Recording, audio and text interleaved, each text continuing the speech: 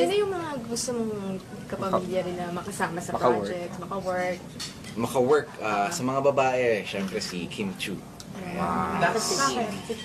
Si Kim, aside sa galing niya sa pag-arte, syempre, hindi rin naman, kumbaga, isa rin syempre yung kagandahan niya. At kumbaga, nakikita ko naman na parang mabait siyang artista. Napapanood mo ba si Kim sa mga shows niya nung wala ka pa dito?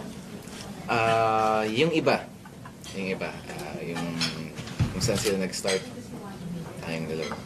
Na-meet mo na ba in person si Kim? Na-introduce na ba kayo? Formally, hindi pa, pero hi, hello sa bench fashion show.